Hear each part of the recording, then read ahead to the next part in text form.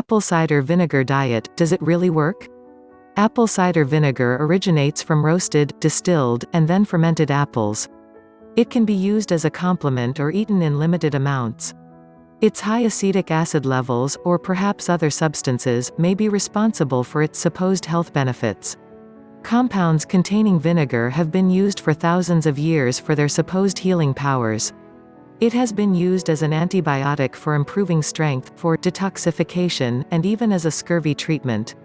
Studies in obese rats and mice indicate that acetic acid can prevent deposition of fat and increase the metabolism thereof.